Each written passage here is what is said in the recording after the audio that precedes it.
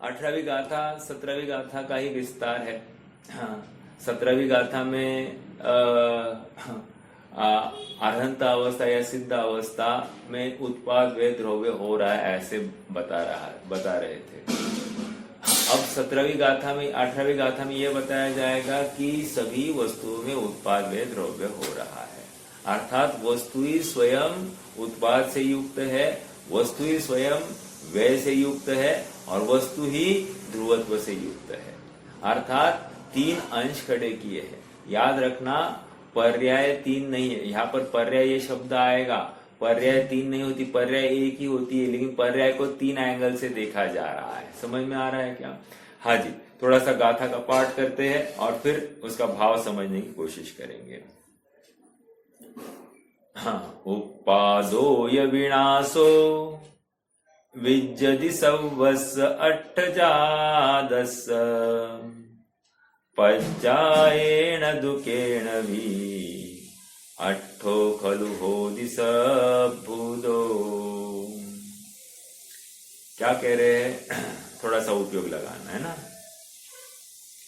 उपादोय विनाशो, उत्पाद और विनाश, व्यय, ठीक है, 2 आ गए। उपादो वय विनाशो विज्जति सवस अट्ठजादस् सर्व अट्ठजादस्। अर्थात क्या कह रहे? विज्जति सर्व अट्ठजादस् मतलब सभी पदार्थ, अट्ठजादस् मतलब सभी पदार्थ, ठीक है। उसमें क्या है? सभी पदार्थ के समूह में उत्पाद और व्यय विद्यमान है। विज्जति, विज्जति मतलब विद्यमान है। क्या? सभी पदार्थों में उत्पाद और व्यय विद्यमान है, एक, ठीक है। पज्जायेन दुकुणकेन भी,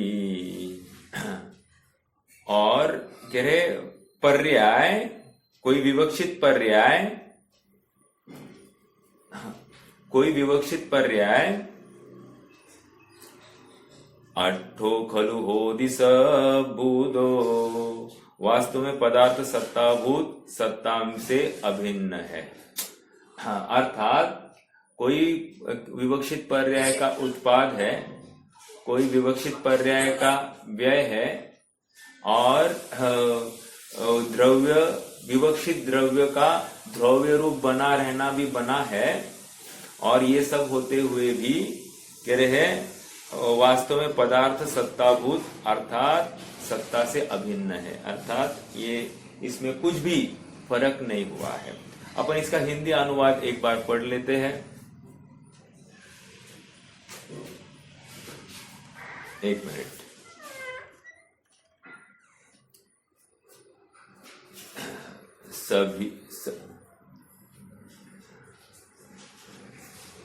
सभी द्रव्यों में सदा ही हो रहे उत्पाद व्यय, ध्रुव भी रहे प्रत्येक वस्तु रे किसी पर्याय से।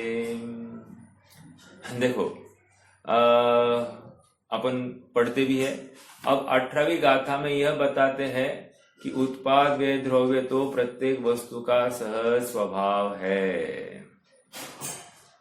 एक मिनट।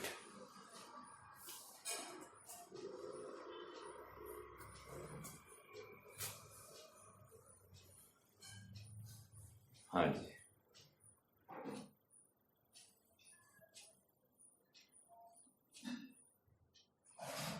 हाँ जी, देखो, सभी पदार्थों के किसी पर्याय से उत्पाद और किसी पर्याय से विनाश होता है, और किसी पर्याय से सभी पदार्थ सद्भूत है, ध्रुव है। इसका अर्थ थोड़ा सा समझते हैं। किसी पर्याय से विनाश, किसी पर्याय से उत्पाद और किसी पर्याय से सभी पदार्थ सद्भूत है। पर्याय का अर्थ क्या लेना?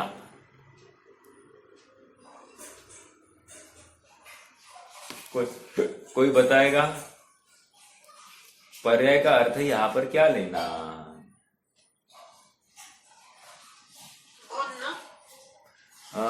नहीं, यहाँ पर गुण नहीं लेंगे। यहाँ पर पर्याय का अर्थ अपेक्षा, किसी अपेक्षा से व्यय है, किसी अपेक्षा से उत्पाद है और किसी अपेक्षा से द्रव्य, ये एक अर्थ हुआ। दूसरा अर्थ ये लेना है, पर्याय का अर्थ यहाँ पर किसी अंश में, किसी अंश से उत्पाद है, किसी अंश से व्यय है और किसी अंश से द्रव्य है। अंश समझ में आया क्या? एक अपेक्षा अर्थ किया और दूसरा अंश ऐसा अर्थ किया। क्या हुआ है, थोड़ा सा अपन एक उदाहरण ले लेते हैं। उदाहरण एकदम कॉमन अपने स्वर्ण का ले लीजिए। स्वर्ण का मुकुट है, वो मुकुट की पर्याय का व्यय हो गया एक, और कंगन की पर्याय का उत्पाद हो गया दो। तो जिस समय में व्यय हुआ है उसी समय में उत्पाद हुआ है। समझ में आ रहा है क्या? मुकुट का व्यय और कंगन का उत्पाद वो समय क्षण एक ही है, और उसी समय में सोना स्वर्णत्व से युक्त, पीलेपन आदि गुणों से युक्त होते हुए स्वर्ण ही बना रहा है।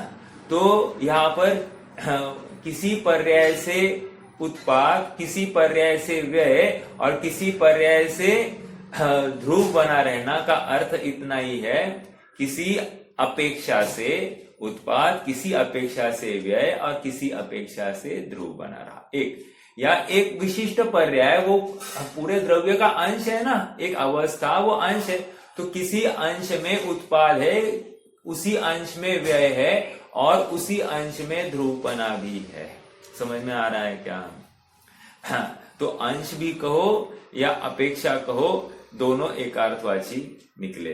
ठीक है, देखो और पढ़ते हैं आगे। उक्त गाथा का भाव तत्व प्रदीपिका के इस प्रकार स्पष्ट किया गया है।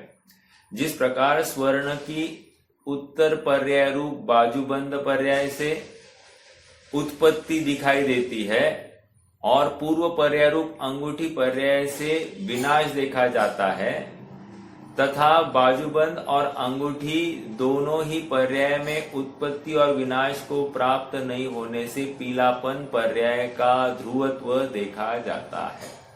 थोड़ा समझते हैं। यहाँ पर उन्होंने दो पर्याय लिए हैं। पूर्व पर्याय उन्होंने अंगूठी की ली है और उत्तर पर्याय उन्होंने बाजूबंद का लिया है। ठीक है, तो पूर्व पर्याय जो अंगूठी की है उसका विनाश हो गया है, और उसी क्षण में उत्तर पर्याय जो क्या है बाजूबंद, उसका उत्पाद है। ठीक है, और उसी क्षण में कह रहे हैं पीलापन पर्याय का ध्रुवत्व देखा जाता है। पीलापन मतलब यहाँ पर गुण, गुण पीली अवस्था या स्वर्णत्व के परिणाम से युक्त, स्वर्णत्व स्वभाव से युक्त वो सोना स्वयं ही वहां पर पाया जा रहा है दोनों अवस्था में। अब महत्वपूर्ण बात यहाँ पर क्या समझनी है, ये तो हमको समझ में आ रहा है। आप सोना सोना क्या कर रहे हो? अरे इसमें बहुत बड़ा सिद्धांत घटित हुआ, वस्तु स्वरूप सामने आया। एक द्रव्य दूसरे द्रव्य को परिणमित कराने में समर्थ नहीं। सोना स्वयं स्वर्णत्व से युक्त होता हुआ कुंडल, हार आदि सभी अवस्थाओं को सोना स्वयं प्राप्त होता है। प्रत्येक अवस्था में सोना ही व्याप्त होता है, अन्य कुछ भी व्याप्त नहीं होता है। आप देखो तो सही, वहां पर अग्नि नहीं दिखाई देती, वहां पर चिमटा नहीं दिखाई देता, वहां पर सुनार नहीं दिखाई देता, कोई दिखाई नहीं देता है उन अवस्थाओं में। मात्र और मात्र सोना ही दिखाई दे रहा है। इससे हमें नक्की क्या, सोना ही स्वयं उस अवस्था रूप परिणमित हुआ है, अन्य कोई भी नहीं। बाहर में अनेक निमित्त, अनेक संयोग दिखाई देंगे, लेकिन सोना स्वर्णत्व से युक्त ही बना रहेगा। समझ में आ रहा है क्या? अन्य का प्रवेश उसमें तीन काल में संभव नहीं है। सोने का परिणमन स्वाधीन है, इसी में उसका स्वयंभूपना है, इसी में उसका परमेश्वरपना है।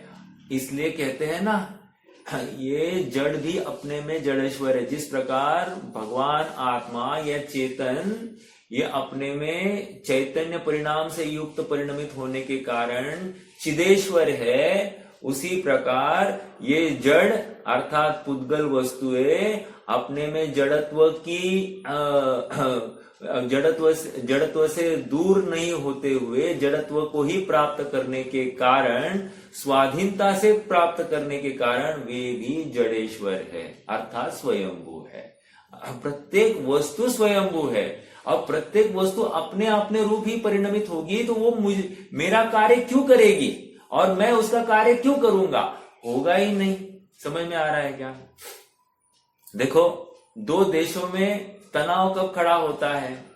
तनाव तभी खड़ा होता है जब एक देश दूसरे देश के सीमाओं में घुसपैठी करता है, बराबर। अगर कोई दो देश आपस की इतना समझौता है कि वे कोई घुसपैठी ही नहीं करेंगे, तो क्या होगा? तनाव का कारण ही नहीं बनेगा। लौकिकता में तो ऐसा दिखाई देता है, लेकिन वस्तु व्यवस्था में एक वस्तु दूसरे वस्तु में घुसपैठी करती नहीं है। समझ में आ रहा है क्या? ऐसा सहज ही वस्तु का स्वरूप है। वस्तु स्वरूप, वस्तु स्वातंत्र्य, वस्तु का स्वयंभूपना जिसे स्वीकार हो गया है, उसको अब आकुलता के प्रसंग उसके शून्य हो जाते हैं। करता जगत का मानता जो कर्म या भगवान को, वह भूलता है लोक में अस्तित्व गुण के ज्ञान को। यहाँ पर अस्तित्व गुण नहीं आ रहे, प्रत्येक गुण वस्तु के स्वभाव को ही भूल गया है। वो एक गुण को भूल गया मतलब पूरे वस्तु को भूल गया, और एक वस्तु ही दृष्टि, एक गुण भी दृष्टि में आ गया तो समझ लेना अनंत गुण भी दृष्टि में आ गए हैं। समझ में आ रहा है क्या? जिसे अपने ज्ञान सामर्थ्य के ऊपर विश्वास नहीं है, जिसे अपने सुख स्वभाव पर विश्वास नहीं है, तो वो क्या करता है?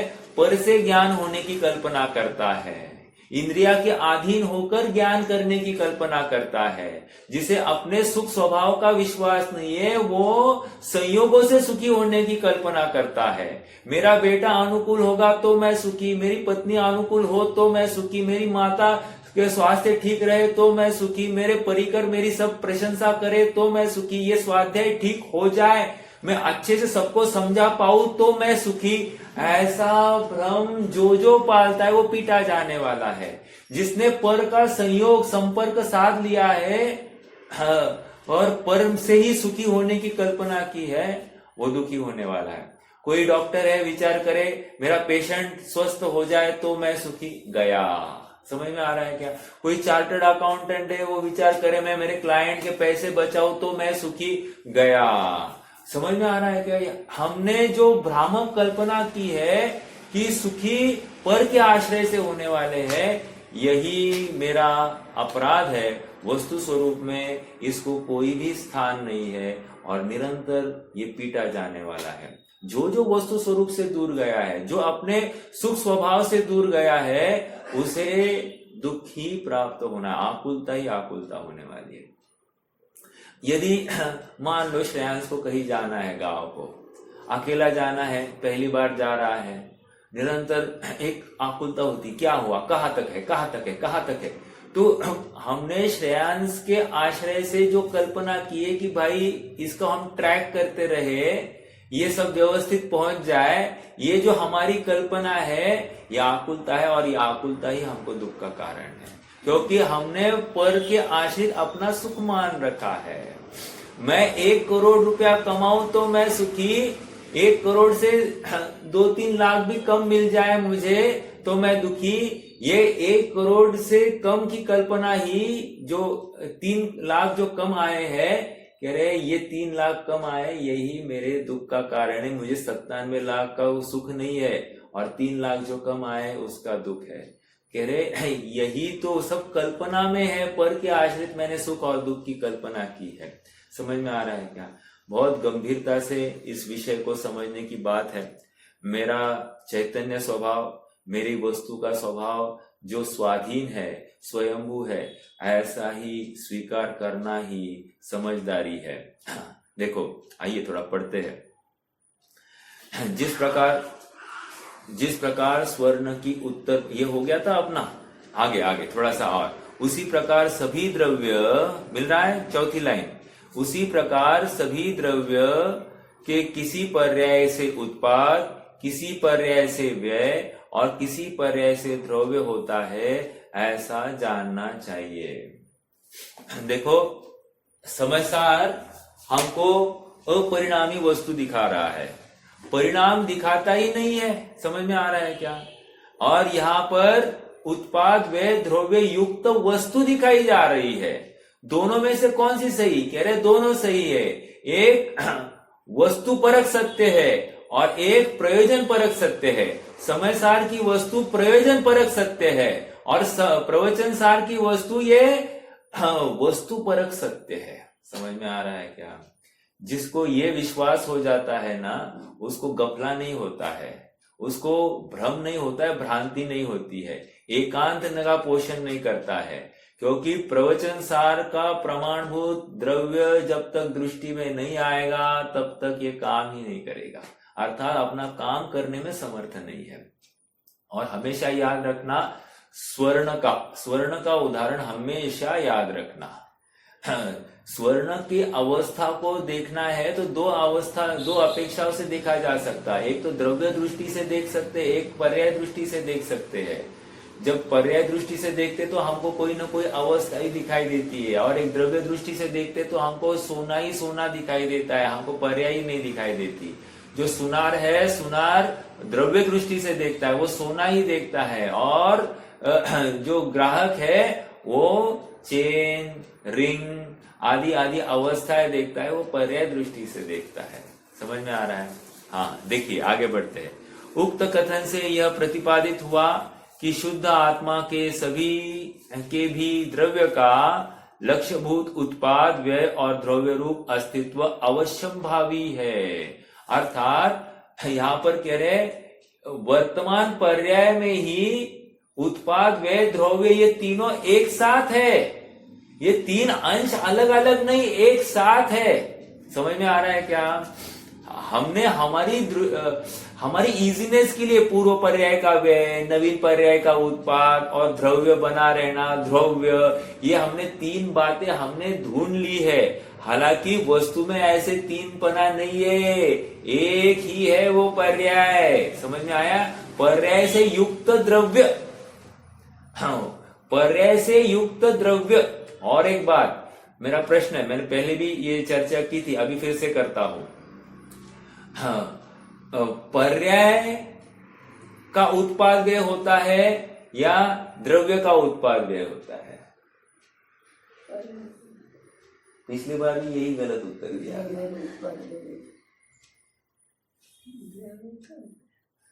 देखो, पर्याय का उत्पाद व्यय होता ही नहीं है सचमुच।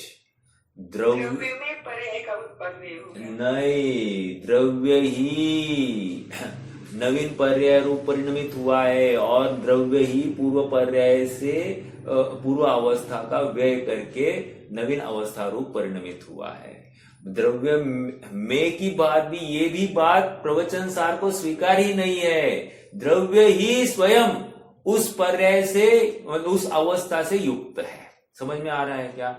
तत् कालम तम मयंती पंडितम, ये छठवीं सातवीं गाथा का ये बोध शब्द याद रखना। तत् कालम तम मयंती, जिस काल में जो द्रव्य जिस अवस्था रूप परिणमित हुआ है, वो द्रव्य ही, वो भाव ही, वो अवस्था ही वो द्रव्य है। अर्थात यदि कोई द्रव्य क्रोध अवस्था से परिणमित हुआ है तो वो द्रव्य ही क्रोध है। कोई द्रव्य सम्यक दर्शन रूपी अवस्था से परिणमित हुआ है तो वो द्रव्य ही सम्यक दर्शन है, नॉट सम्यक दृष्टि, सम्यक दर्शन। समझ में आ रहा है क्या? सम्यक दृष्टि और सम्यक दर्शन में क्या अंतर? सम्यक दृष्टि वो दृष्टि है और दर्शन मतलब वो भाव है वर्तमान पर्याय का। समझ में आया? हाँ, इसलिए सातवीं आठवीं नौवीं गाथा वो ये कहने के लिए कि शुद्ध अवस्था से परिणत द्रव्य शुद्ध, शुभ अवस्था से परिणत द्रव्य शुभ और अशुभ अवस्था से परिणत द्रव्य अशुभ है, ये जो कहने का जोर आया है, ये प्रवचन सार की शैली है।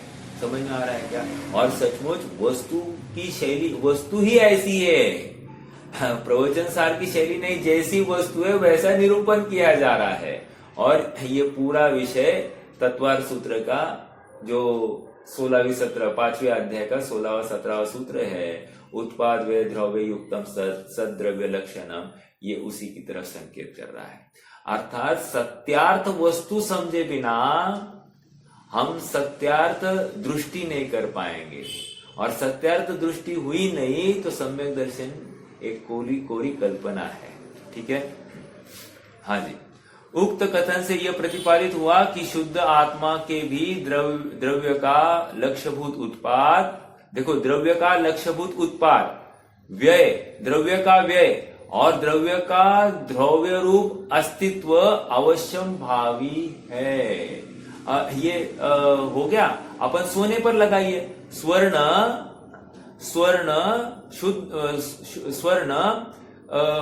की अंगूठी की अवस्था का उत्पाद, स्वर्ण की पूर्व की मुकुट की अवस्था का व्यय, और स्वर्ण ही द्रव्य रूप अर्थात वो स्वर्ण पने से युक्त बना रहा, ये उसी समय में, एक ही समय में ये तीन कार्य है।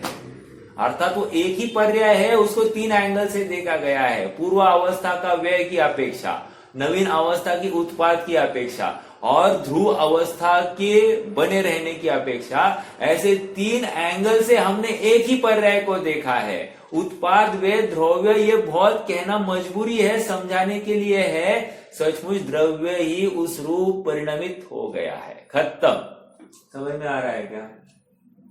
हाँ, हमारी दृष्टि का विषय बनाने के लिए हमको टुकड़े टुकड़े कर करके वस्तु समझाई जा रही है, लेकिन वस्तु में एक भी टुकड़ा नहीं है।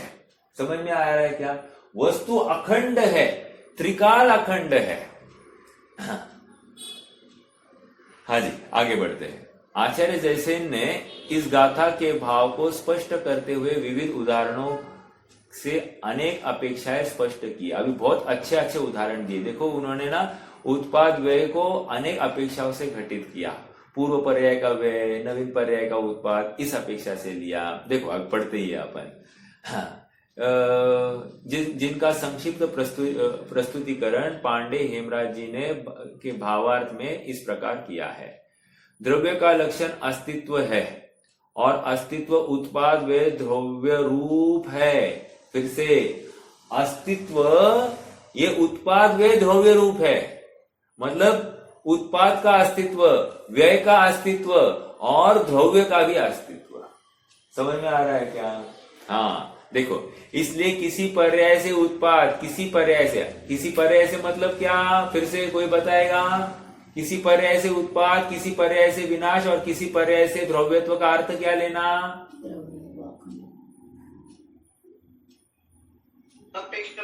अपेक्षा। बहुत अच्छा। किसी अपेक्षा से, अर्थात ये उत्पाद है किसी अपेक्षा, अपेक्षा है ना, ये स्याद्वाद आ गया। समझ में आ रहा है क्या? हाँ, चलिए। द्रव्य का लक्षण अस्तित्व है, और अस्तित्व उत्पाद में द्रव्य रूप है, इसलिए किसी पर्याय से उत्पाद, किसी पर्याय से विनाश और किसी पर्याय से द्रव्यत्व प्रत्येक पदार्थ के होता है। आगे प्रश्न है, द्रव्य का अस्तित्व उत्पाद आदि तीनों से क्यों कहा है? बहुत जबरदस्त पर ये कौन होगा? मेरा प्रश्न है, ये कौन प्रश्नकार कौन होगा? उसने क्या पढ़कर आया है, जरा बताइए। द्रव्य का अस्तित्व उत्पाद आदि तीनों से क्यों कहा गया है? एकमात्र द्रव्य से ही कहना चाहिए था, क्योंकि जो ध्रुव रहता है वो सदा बना ही रहता है। ऐसा कौन कहेगा?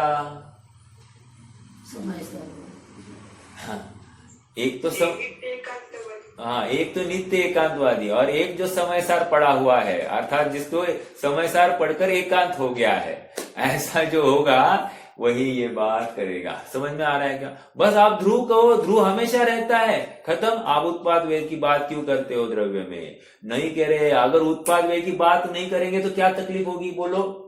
उत्पाद व्यय नहीं मानेंगे, सर्वथा ध्रुव ही मानेंगे, तो क्या तकलीफ होगी? नित्य हो जाएगी वस्तु नित्य हो गई तो क्या? कूटस्थ हो जाएगी। हाँ हाँ, आगे बोलो ना, उतना ही नहीं हो, और बोलो थोड़ा सा। कूटस्थ रहने से क्या प्रॉब्लम हुआ? जीव जीव संज्ञा की अरे जो अवस्था अभी है वही हमेशा बनी रहेगी, कुछ भी अनचेंज नहीं होगा, और वस्तु बढ़ेगी नहीं मतलब उसमें कोई चेंज ही नहीं होगा। कोई दीन अवस्था में तो दीनता से युक्त ही बना रहेगा। इसलिए वस्तु का परिणमन, उत्पाद व्ययपना, ये हमारे फेवर में है। आप समझ रहे हैं क्या? देखो, बहुत बार होता है ना, अभी थोड़ा सा मैं एग्जांपल दूं, बहुत अच्छे अपने जीवन जीने के लिए हम चाहते हैं कि मैं जवान बना रहूं, बराबर। हम कितने जन चाहते हैं जवान बना रहना? सभी चाहते। ये अपराध बुद्धि, वस्तु स्वरूप नहीं समझा है। समझ में आ रहा है क्या? जैसा परिणाम है और जैसी अवस्था है उसको सहर्ष स्वीकार करना ही बहुत बड़ा पुरुषार्थ है। ये वस्तु सापेक्ष, हाँ, ये पुरुषार्थ है। समझ में आ रहा है क्या? मैं बूढ़ा, मैं जवान, ये कल्पना एक तो अपराध ही है। मैं युवा, ये कल्पना ही अपराध है। क्यों? क्या है? न युवेतानी पुद्गल, ये सब पुद्गल की अवस्था है।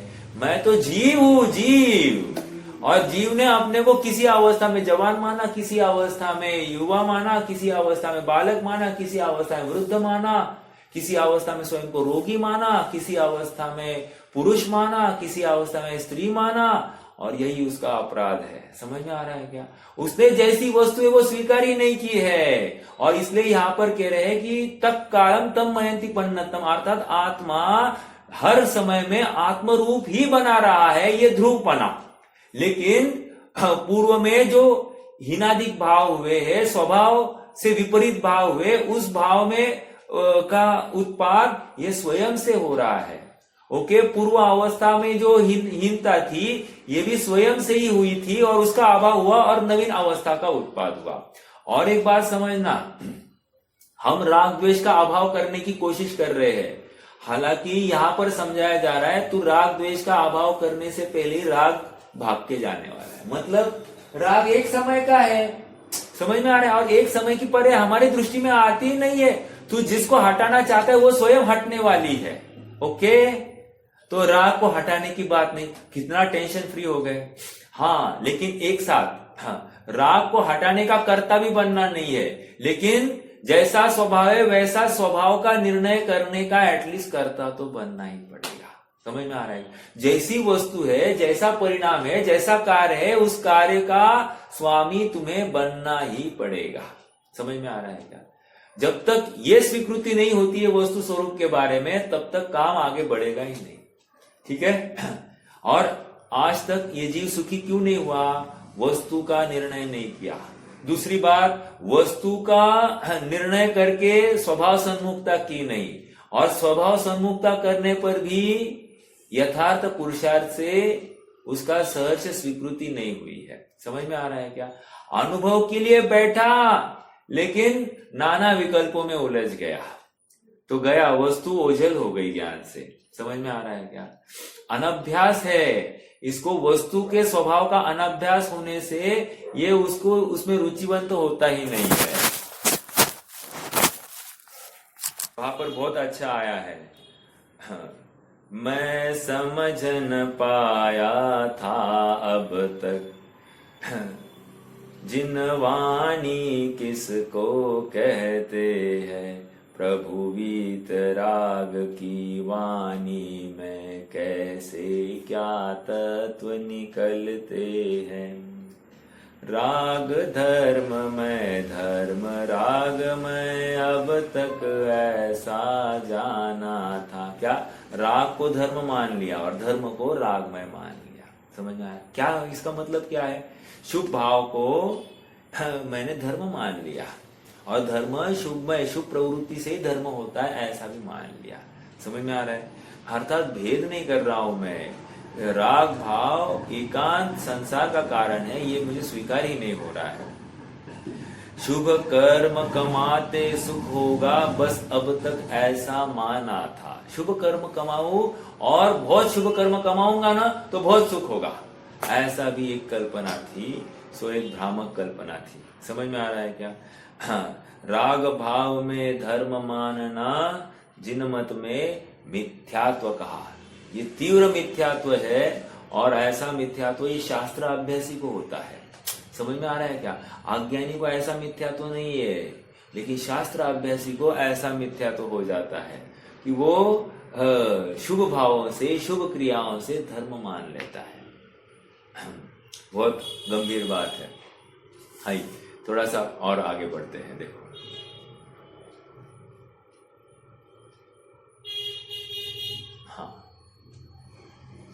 प्रश्न, द्रव्य का अस्तित्व उत्पादादि तीनों से क्यों कहा है? एकमात्र द्रव्य से ही कहना चाहिए था। उत्तर, यदि पदार्थ ध्रुव ही हो तो मिट्टी, सोना, दूध इत्यादि समस्त पदार्थ एक ही सामान्य आकार से रहना चाहिए और घड़ा, कुंडल, दही इत्यादि भेद कभी न होना चाहिए, परंतु ऐसा नहीं होता।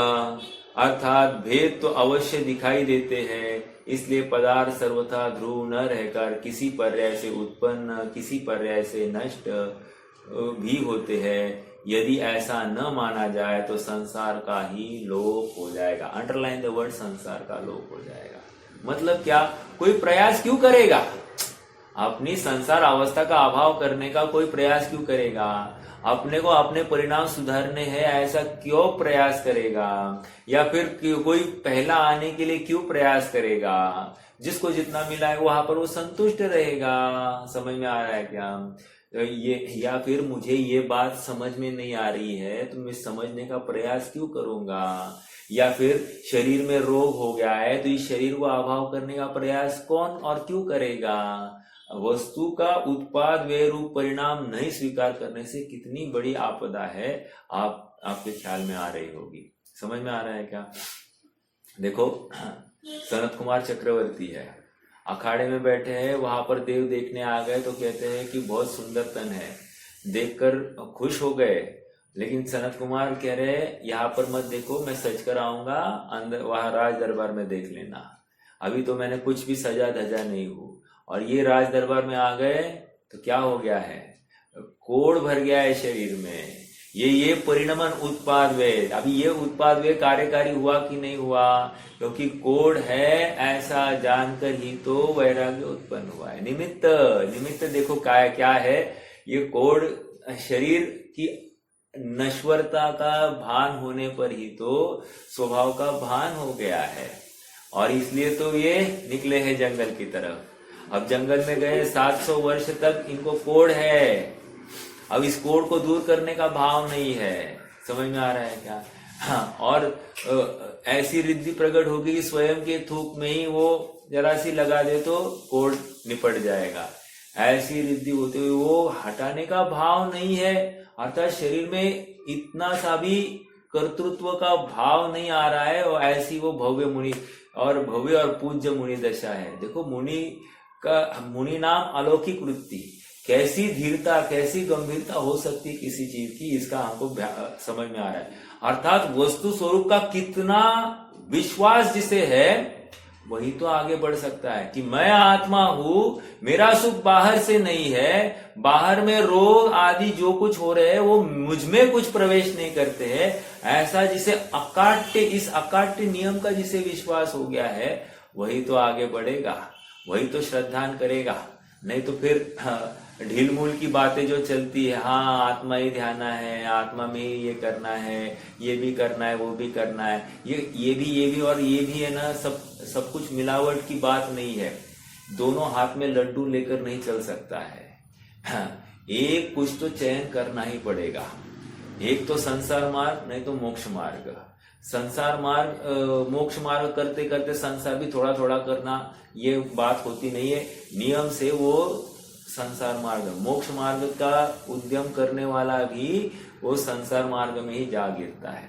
ठीक है, हाँ जी, थोड़ा सा आइए आगे बढ़ते हैं।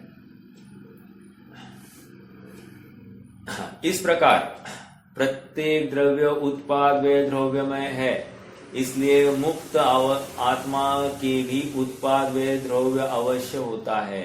इंपॉर्टेंट बात आ रही है, प्रत्येक न्याय से सिद्ध कर रहे हैं, प्रत्येक पदार्थ उत्पाद वे द्रव्यमय है। समझ में आ रहा है क्या? अर्थात प्रत्येक अवस्था में उत्पाद व द्रव्यपना ऐसा त्रिदेवपना देखना ही है, तीन पना दिखना ही चाहिए हमको, और तीन पना नहीं एक पना ही दिखाई देना चाहिए, दोनों अपेक्षाएं है। समझ में आ रहा है क्या? जब प्रत्येक द्रव्य उत्पाद व द्रव्य रूप परिणमित हो रहा है तो मुक्त जीव भी उत्पाद व द्रव्य रूप परिणमित हो ही रहे हैं, क्योंकि अनेक जनों को एक भ्रांति है, सिद्ध हो रही है अनंत काल यथा तथा शिव परिणय, अनंत काल के लिए सिद्ध अवस्था, अब कुछ भी बदलाव नहीं होगा, ऐसा वैसी की वैसी पर्याय है, लेकिन वो की वो पर्याय नहीं है। समझ में आ रहा है? प्रत्येक समय में नवीन उत्पाद है और प्रत्येक समय में नवीन द्रव्य है, और वो उत्पाद उस द्रव्य का आलंबन ले रहा है। समझ में आ रहा है? और नवीन आनंद है, नवीन तीन लोग झलक वैसे के वैसे ही झलकने वाले हैं, लेकिन नवीनता से हो रहे, क्योंकि ये पर्याय नवीन है। हमको क्या लगता है, अरे कितना बोरिंग, वही का वही, एक बार देख लिया बार बार क्या देखना, अरे लेकिन वो स्वभाव का सामर्थ्य ऐसा है कि नवीन पर्याय जो प्रकट हुई है वो नवीनता से भोग कर रही है, पुरानी पर्याय चली गई, पुरानी पर्याय का अब कुछ भी बचा नहीं है। हमको क्या लगता है, पहले का भोग हमको याद आता है, लेकिन केवल ज्ञान में ऐसा कुछ भी नहीं है, मुक्त अवस्था में ऐसा कुछ भी नहीं है। प्रत्येक समय का सुख नवीन है और नवीनता से भोग रहा है, प्रत्येक समय का ज्ञान नवीन है और नवीनता से जान रहा है। पूर्व का बासीपना कुछ भी पड़ा नहीं है इस द्रव्य में, क्योंकि प्रत्येक समय में द्रव्य ही परिणमित हुआ है, इसलिए ये विश्वास है। समझ में आ रहा है क्या? हाँ, हमारी छद्मस्त ज्ञान में अरे वही का वही पना बोर होता होगा ऐसा हमको लग रहा है।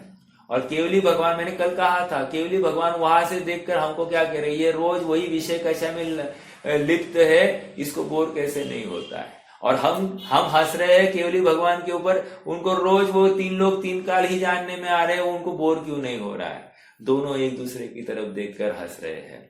अब ज्ञानी कौन अज्ञानी कौन, विचार करना। समझ में आ रहा है? यदि हम केवली भगवान को देखकर मुक्त जीवों का निर्णय करके अपनी अवस्था का अपराध स्वीकार करते हैं, और अपराध स्वीकार करना यहाँ तक ही काम नहीं है, अपराध बोध होने पर स्वभाव सन्मुख होने का जो प्रयास करता है, जैसी वस्तु वैसा स्वीकार करने का प्रयास करता है, सुखी मुझे होना है और मेरा सुख मुझ में से आने वाला है, इस विश्वास के बल पे जो प्रयास करता है वही सुखार्थी है। बाकी जिसको हाँ सुख अपने में है, लेकिन फिर से प्रवृत्ति बाहर की तरफ करता है, संयोगों से ही सुखी होने की कल्पना करता है, तो वो नियम से दंड को प्राप्त होने वाला है, उसको सुख की प्राप्ति नहीं होगी। समझ में आ रहा है क्या? हाँ जी, आगे बढ़ते हैं। यदि कहा थे, हाँ, इस प्रकार प्रत्येक द्रव्य उत्पाद व द्रव्यमय है, इसलिए मुक्त आत्मा के भी उत्पाद व द्रव्य अवश्य होते हैं। यदि स्थूलता से देखा जाए, अभी यहाँ पर स्थूलता सूक्ष्मता भी घटित कर रहे हैं, थोड़ा इंपॉर्टेंट बात आ रही है। यदि स्थूलता से देखा जाए तो सिद्ध पर्याय का उत्पाद, संसार पर्याय का व्यय तथा आत्मत्व ध्रुव अर्थात ध्रुव जीवत्व या जानन देखनपना ध्रुव पर रूप से बना रहा, ये कह रहे हैं कि ये उत्पाद व द्रव्य, पूर्व पर्याय का नाश हुआ, नवीन पर्याय का उत्पाद हुआ, और वस्तु का स्वभाव जैसे है वैसा ही बना रहा। ये एक बात हो गई। ये कौन सा स्थूल कथन।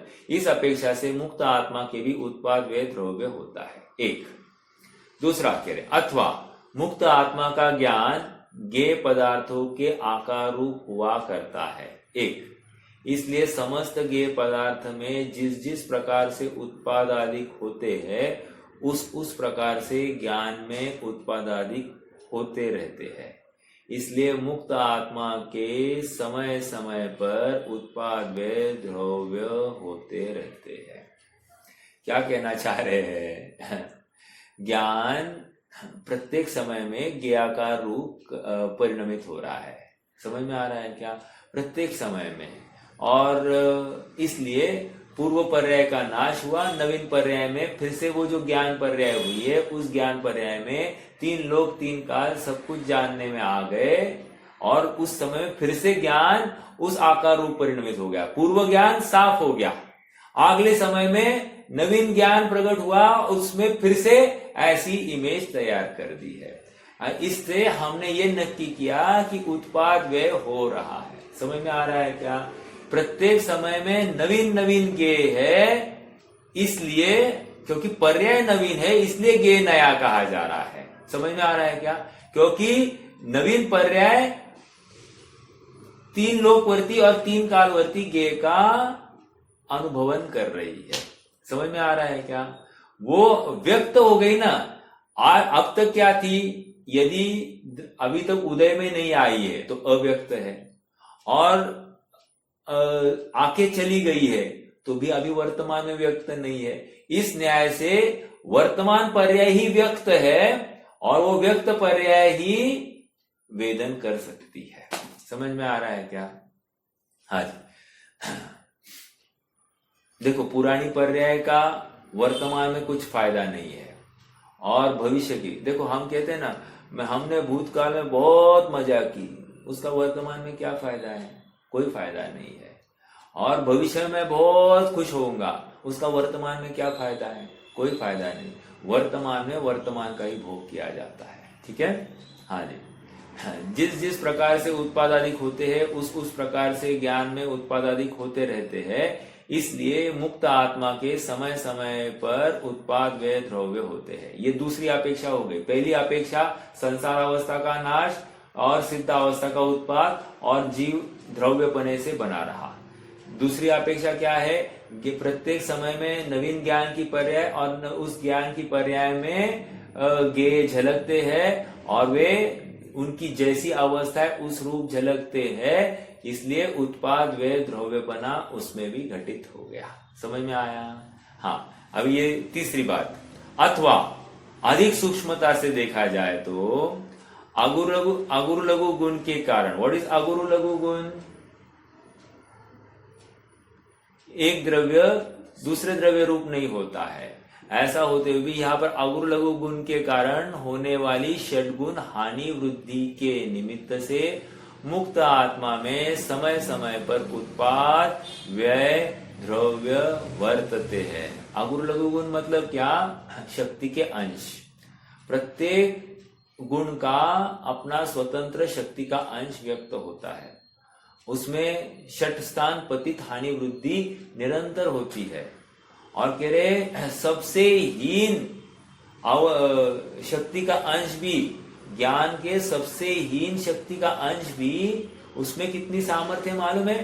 3 लोक 3 काल के सर्व पदार्थों को एक समय में जानने की ताकत है। और इतना ही नहीं, यदि 3 लोक और 3 काल ऐसे अनंत विश्व भी होते तो उनको भी जान लेता, ऐसी ज्ञान की सामर्थ्य है। समझ में आ रहा है? उस सबसे अल्प शक्ति के अंश वाले ज्ञान की अविभागी प्रतिच्छेद, जो ज्ञान का अविभागी प्रतिच्छेद है ना केवल ज्ञान के, उसमें इतनी ताकत है। फिर से देखो, आ जाइए। षड्गुण हानि वृद्धि के निमित्त से मुक्त आत्मा में समय समय पर उत्पाद व्यय द्रव्य वर्तते हैं। यहाँ जैसे सिद्ध भगवान के उत्पाद आदि कहे हैं, उसी प्रकार केवली के भी यथा योग्य समझ लेना चाहिए। अर्थात प्रत्येक पदार्थ उत्पाद व्यय द्रव्य से युक्त परिणमित हो रहा है, ये हमको स्वीकार करना चाहिए। हाँ, उक्त गाथा का भाव स्वामी जी इस प्रकार स्पष्ट करते हैं। अब क्या है स्वामी जी का भाव, वो भी पढ़ते हैं। अच्छा खुलासा है, पढ़ने योग्य है। देखो, हाँ, यहाँ पर सहवर्ती और क्रमवर्ती पर्याय की बात आ रही है, इसलिए मुझे पढ़ना है। इस गाथा में किसी पर्याय से पदार्थ को ध्रुव कहा गया है। यहाँ पर्याय का अर्थ गुण समझ लेना चाहिए। ठीक है? हाँ, किसी पर्याय से यहाँ पर देखो कौन से, मात्र ध्रुव को गुण कहा है, याद रखना। किसको? ध्रुव को गुण कहा है। एक, वैसे आपको बताऊं, कभी कभी पर्याय को गुण भी कहा जाता है और कभी कभी गुण को पर्याय भी कहा जाता है। तो अपेक्षा है गुण पर्याय व द्रव्यम, ये होते हुए भी कभी कभी गुण को पर्याय कहेंगे, कभी कभी पर्याय को गुण कहा जाएगा। लेकिन जैसा जिसका भाव है उस भाव को लेना चाहिए। देखो आइए, हाँ, एक वस्तु 3 अंशों द्वारा सिद्ध न हो तो वह वस्तु ही सिद्ध नहीं होती। महत्वपूर्ण बात, एक वस्तु में 3 अंश होने ही चाहिए, ऐसा होते हुए भी वस्तु तो त्रयात्मक एक है। समझ में आ रहा है क्या? 3 अंश भले ही दिखाई दे रहे हैं, हम ज्ञान से वो 3 अंश खड़े करते हैं, लेकिन वस्तु त्रयात्मक है। समझ में आ रहा है? सच में विचार किया जाए, वो व्यय वाली पर्याय है ही नहीं। अभी तो मात्र 2 ही चीजें हैं, एक तो वर्तमान वर्तने वाली पर्याय और दूसरा क्या है, ध्रुव्यपना। ये 2 ही वर्तते हैं, तीसरा क्या है, व्यय दिखाई ही नहीं दे रहा है। हाँ तो दिखाई नहीं देगा ना, पूर्व का अभाव हुए बिना नवीन दिखाई नहीं देगा। समझ में आ रहा है क्या? तो अनुमान से नक्की करना कि पूर्व का कुछ न कुछ का अभाव हुआ है और नवीन का उत्पाद हुआ है, उसके बिना ये बात बैठेगी नहीं। ठीक है, देखो, एक वस्तु 3 अंश द्वारा सिद्ध न हो तो वस्तु ही सिद्ध नहीं होगी। हाँ, यदि एक वस्तु एक समय में न बदले तो दूसरे समय में भी नहीं बदलेगी।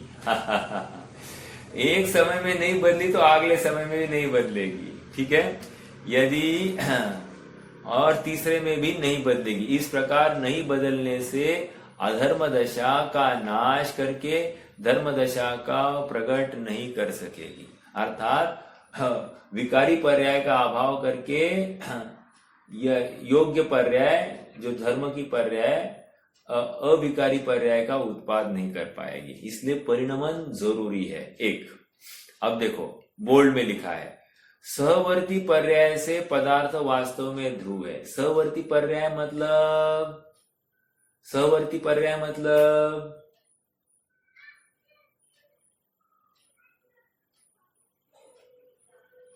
और आगे पढ़ते हैं, और क्रमवर्ती पर्याय से पूर्व अवस्था का नाश होकर नवीन अवस्था रूप उत्पन्न होता है। सहवर्ती पर्याय मतलब गुण। समझ में आ रहा है? हाँ, देखो यहाँ पर ऊपर कहा है, ये गुण जो कहा है ना, वो सहवर्ती पर्याय की अपेक्षा कहा है। ठीक है, सर्वथा नहीं लेना, क्योंकि क्रमवर्ती पर्याय को अपेक्षाकृत यहाँ पर गुण नहीं समझना। और क्रमवर्ती पर्याय से पूर्व अवस्था का नाश होकर नई अवस्था रूप उत्पन्न होता है।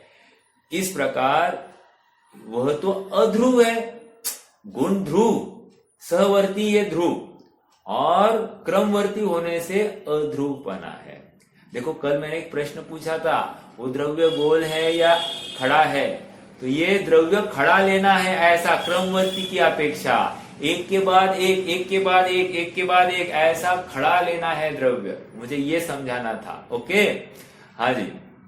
यदि अवस्था में परिणमन न हो तो कार्य नहीं हो सकता, और यदि ध्रुवपना नहीं हो तो ध्रुव के आधार बिना कार्य प्रकट नहीं किया जा सकता। क्या है? फिर से यदि अवस्था नहीं हो, अवस्था रूप उत्पन्न ना हो, हाँ कहा गया, यदि अवस्था में परिणमन न हो तो कार्य नहीं हो सकता। मतलब चेंज ऐसा नहीं हुआ, बदलाव नहीं हुआ तो कूटस्थपना आएगा, बोरिंग होगा, और वस्तु सड़ जाएगी। चलना जीवन की निशानी, रुकना मौत की निशानी। रुकने वाली कलम न चलती, रुका हुआ पानी सड़ जाता है, भ्रमता जोगी बहता पानी सदा शुद्ध रहता है। ये सब बातें इसी का परिचय है कि परिणमन वस्तु में जरूरी है। अगर परिणमन रुक जाए, कुटस्थ हो जाएगी, कुंठित हो जाएगी, वस्तु सड़ जाएगी, वस्तु के नाश का प्रसंग बन जाएगा। समझ में आ रहा है क्या? हाँ, कहा गया यदि अवस्था में परिणमन न हो तो कार्य नहीं हो सकता। मतलब कोई इच्छित कार्य, जो अपेक्षित कार्य, वो कार्य नहीं हो सकता। और यदि ध्रुवपना न हो तो ध्रुव के आधार बिना कार्य को प्रकट नहीं हो सकता। अर्थात यहाँ पर सिद्ध अवस्था की प्रकटीकरण के लिए ध्रुवपना जरूरी है। वस्तु का स्वभाव का आलंबन हुए बिना ध्रुवपना, मतलब वो यथार्थ अवस्था प्रकट नहीं की जा सकती। प्रत्येक द्रव्य में उत्पाद व द्रव्य स्वयं से है, किंतु पर के कारण नहीं। महत्वपूर्ण बात, स्वयं से उत्पाद व द्रव्य है।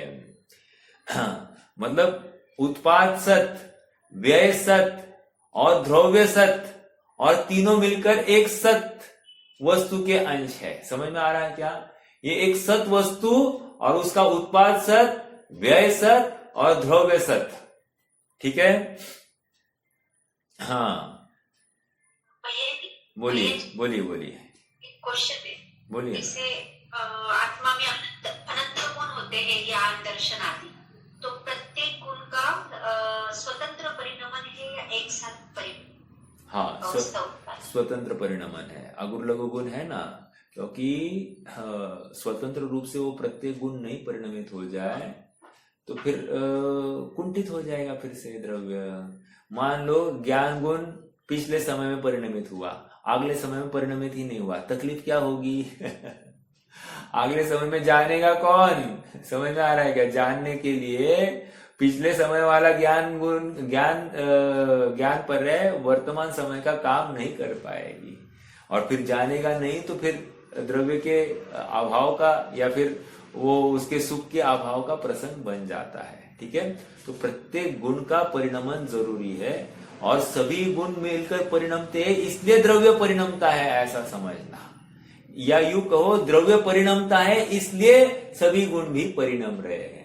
समझ में आ रहा है क्या? दोनों तरफ से स्याद्वाद घटित किया। सभी गुण स्वतंत्रता से परिणमित होते हैं, इसलिए द्रव्य तो हुआ ही है, क्योंकि द्रव्याश्रया निर्गुणा गुणा, सभी गुण द्रव्य के आश्रित होते हैं, और द्रव्य परिणमित हुआ, इसी का अर्थ सभी गुण भी परिणमित हो गए, अर्थात उनका कोई ना कोई कार्य हुआ है। समझ में आ रहा है क्या? हाँ जी। हाँ, कहा गए। हाँ, देखो अभी अच्छा इंपॉर्टेंट पॉइंट आ रहा है। जैसे उत्तम सोने के की बाजूबंद की पर्याय की से उत्पत्ति दिखाई देती है, किंतु सोनी और हथौड़ा से, सोनी मतलब सुनार, सोनी सोनी मतलब किसी लड़की का नाम नहीं, सोनी मतलब सुनार, सोनी और हथौड़ी से वह पर्याय उत्पन्न हुए ऐसा दिखाई नहीं देता। अन्य वस्तु भले ही वहां पर उपस्थित हो, किंतु हथौड़ी सोनी से यह कार्य नहीं हुआ है। वो स्वर्ण ही स्वयं अपने से उस अवस्था रूप परिणमित हुआ है। जगत के पदार्थ एक समय में रूपांतरता को प्राप्त करते हैं, इसलिए मात्र ध्रुवपना वह पदार्थ का लक्षण नहीं है। अतः ध्रुवपने के साथ साथ रूपांतर भी होना चाहिए, तब ही वस्तु का स्वरूप सिद्ध होता है। ठीक है? इस प्रकार प्रत्येक द्रव्य उत्पाद व द्रव्यमय होने से सिद्ध मुक्त आत्मा को भी उत्पाद व द्रव्य ये तीनों ही अंश होते हैं। स्थूल दृष्टि से देखा जाए तो सिद्ध पर्याय का उत्पाद संसार पर, अभी ये रिपीट हो गया है। ठीक है? तो महत्वपूर्ण बात इतनी आई है, प्रत्येक वस्तु उत्पाद व द्रव्य रूप है। मेरा आत्मा का जो ज्ञान आदि अनंत गुण है, उनका प्रत्येक समय में नवीन परिणाम से उत्पाद है, पूर्व उनकी ही पूर्व पर्याय का व्यय है, और उनके अपने स्वभाव या द्रव्यपना का ध्रुव रूप बना रहना ये बिल्कुल बना है। मतलब क्या? थोड़ा सा एक एग्जाम्पल देता हूं। एक ज्ञान गुण को खड़ा करते हैं तो ज्ञान गुण से बाकी सब बातें अपने को ख्याल में आएगी। हाँ, वर्तमान में जो ज्ञान है, मैं गुण के ऊपर घटित कर रहा हूं और अपन पूरे द्रव्य पर भी लगा सकते हैं। वर्तमान में जो ज्ञान गुण है, ज्ञान गुण मति या शुद्ध ज्ञान की अवस्था रूप परिणमित हुआ। एक, पूर्व की मति या शुद्ध ज्ञान की अवस्था का व्यय हुआ। दो, और जाननपना उसका ध्रुव रूप से बना रहा। तीन, समझ में आया क्या? मति ज्ञान से परिणमित हुआ, पूर्व के श्रुत ज्ञान आदि का, पूर्व के उपयोग का नाश हुआ, और यहाँ पर वो द्रव्यपना अर्थात जाननपना कायम रहा। ये इसका उत्पाद व द्रव्यपना है। समझ में आया? ऐसा हर गुण का काम समझ सकते हैं। जैसे श्रद्धा गुण का लेते हैं, श्रद्धा गुण है ना, हाँ, विशेष की तरफ विशेष जैसा हो रहा है, कोई प्रॉब्लम नहीं है, उसमें कोई विरोध नहीं है। जैसे अभी देखो मिथ्यात्व की अवस्था है, श्रद्धा गुण अपनत्व करके परिणमित होता है, ये स्वभाव ध्रुव अंश। किसमें अपनत्व करता है, स्व में या पर में, ये विशेष समझ में आ रहा है क्या। अर्थात उत्पाद व्यय जो मिथ्या दर्शन की अवस्था है, ये वो उत्पाद व्यय में दिखाई देगी और ध्रुव अंश में अपनत्व का भाव करता हुआ दिखाई देगा। समझ में आ रहा है क्या। वैसे ही चारित्र गुण या सुख गुण में लगा सकते हैं। कह रहे हैं कि कषाय से युक्त होता हुआ वो पर्याय, अर्थात स्वभाव का अनालंबन लेती हुई वो पर्याय चारित्र गुण की, और इसलिए सुख का नाश करती हुई है वो, सुख स्वभाव का नाश करती हुई वो पर्याय। लेकिन स्वभाव में सुख के लिए ही प्रयास हो रहा था, पर्याय में प्रयास क्यों हो रहा है, सुखी होने के लिए प्रयास हो रहा है। तो वो प्रयास, वो ध्रुव्यपना, वो प्रयास जो है वो ध्रुव्यपना, लेकिन पर्याय विपरीत है, ये उसका उत्पाद व्ययपना। समझ में आ रहा है क्या आप जब ये इसकी बात।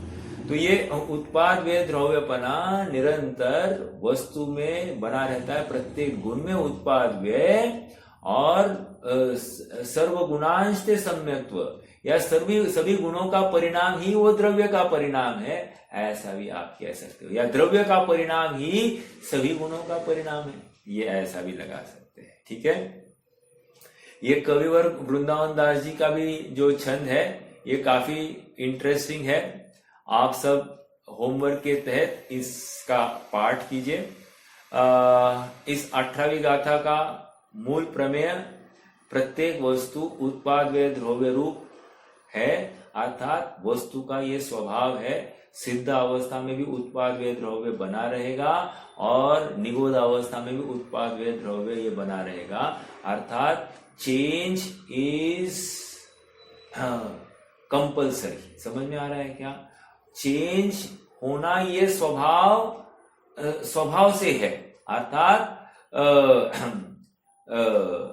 ये स्वाधीनता या स्वतंत्रता, ये स्वयंभूपना, ये चेंज का भी स्वयंभूपना अपने में है, बाहर से नहीं है। ये यहाँ पर समझ में आ रहा है।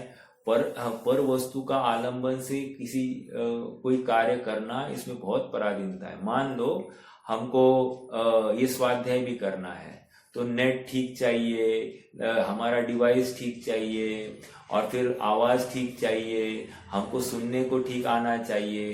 कितनी पराधीनता है, कोई आना नहीं चाहिए, तो पराधीनता के बहुत अवसर है। लेकिन अपने आत्मा का आलंबन करना है, इसमें कोई भी पराधीनता नहीं, क्योंकि कर्ता, कर्म, करण, संप्रदान, अपादान, अधिकरण मैं स्वयं ही हूँ, तो स्वाधीनता है। इसलिए वहां पर कोई रोक नहीं है, बिना रोक अपनी वस्तु का वेदन या अनुभवन किया जा सकता है। ये स्वाधीनता है, और स्वाधीनता ही सुखमय है, पराधीनता दुखमय है।